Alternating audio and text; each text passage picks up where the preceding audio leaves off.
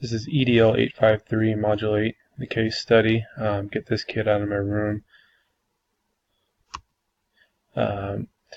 Susan is a first-year special ed teacher. She is replacing a teacher that was there for a lot of years. The district is a big district that's co-opted with other ones, which means they are limited on their resources and what they can do and how they can do it. They're dealing with a student named Carl. This student is self-abusive, verbally abusive, and becoming physically abusive.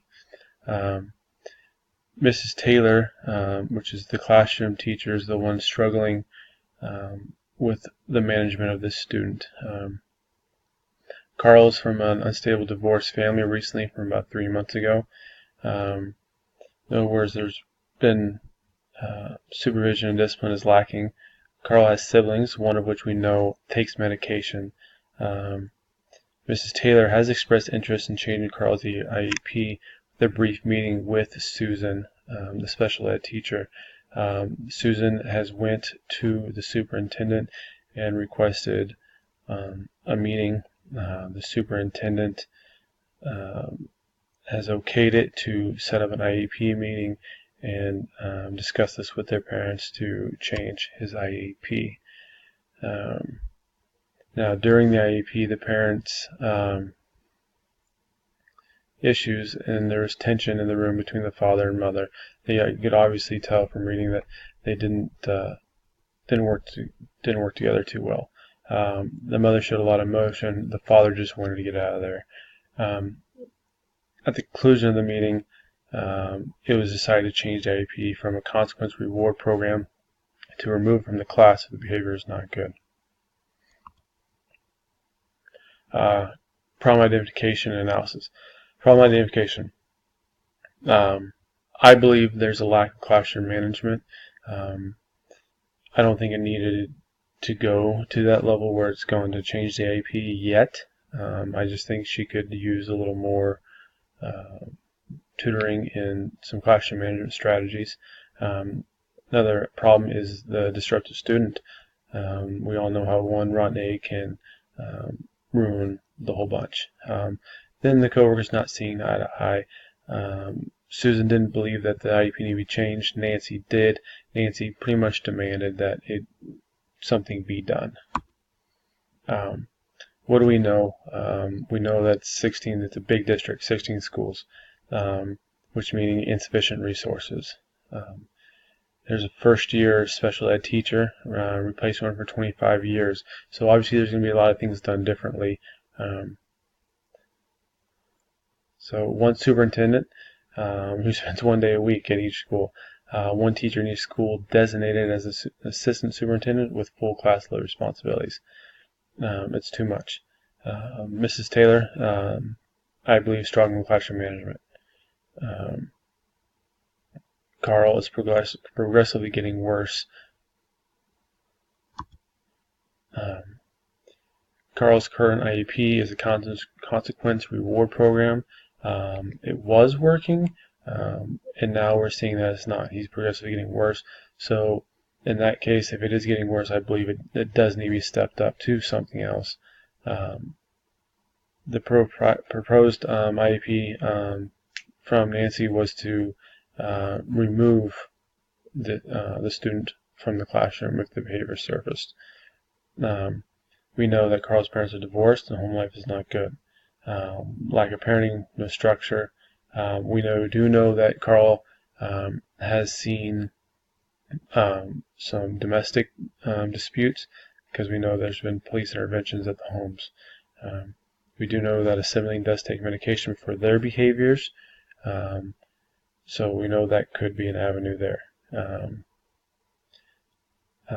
Suggested that Carl see a doctor. Before that happens, maybe suggest more counseling for Carl at school. Maybe offer counseling for the parents to help get through this.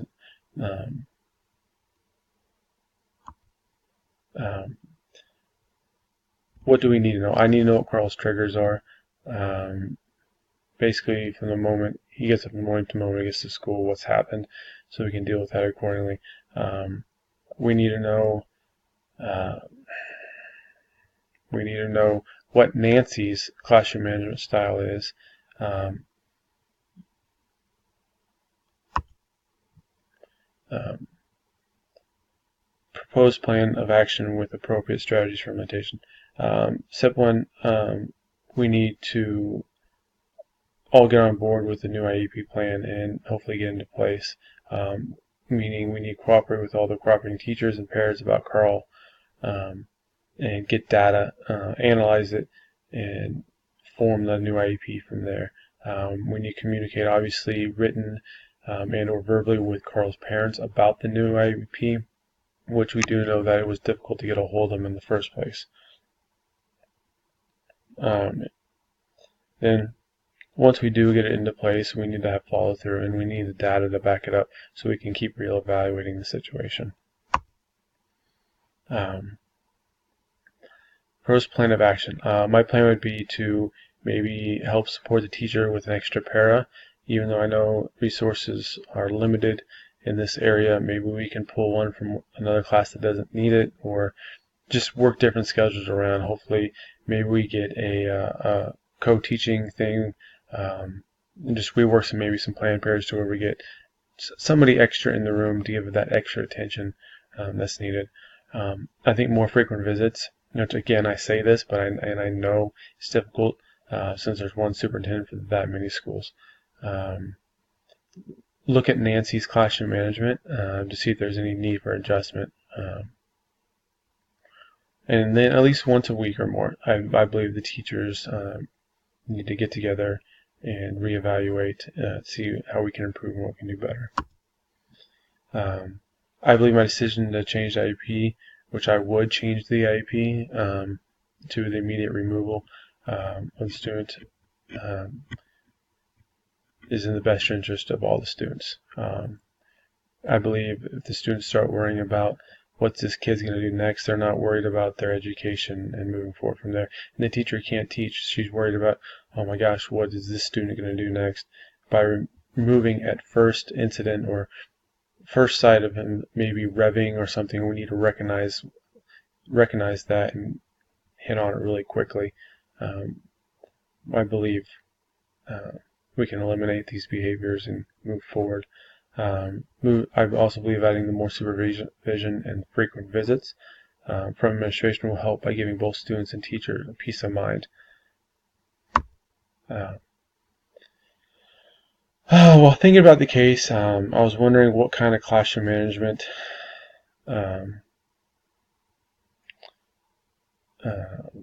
was implemented to help the students. We all know that kids thrive with discipline and structure. Even though they might fight it at first, we do know that they do thrive. Then I was wondering, would more counseling help, both with Carl and with the parents? Then I was also wondering if there was adequate resources available. Could the severity of the problem have been avoided? Could we have even gotten to where he's starting to be physically aggressive to these other students? The situation is unresolved due to resources, as more counseling are not being exhausted. So we need to exhaust all of our resources before we can determine that. We do know at school the student will be getting the attention that they need because it's gonna we're gonna highlight it. That's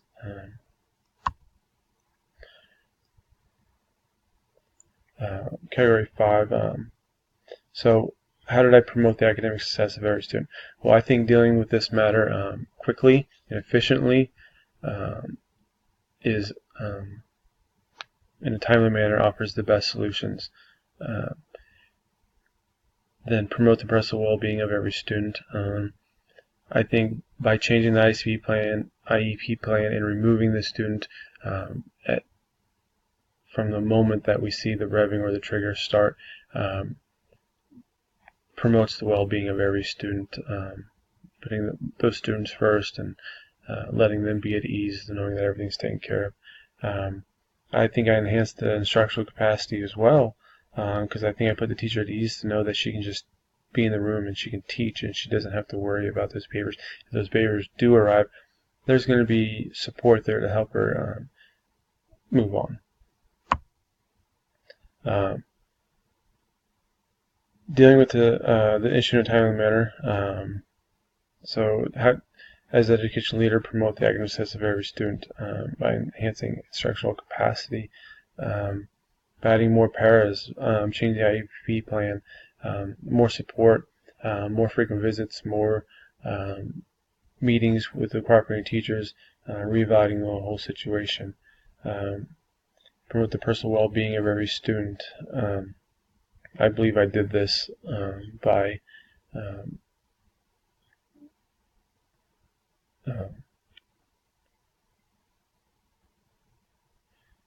acting on this quickly and getting this dealt with in a timely manner. I've allowed the instructor more freedom to instruct by adding more paras in the classroom and or co-teaching.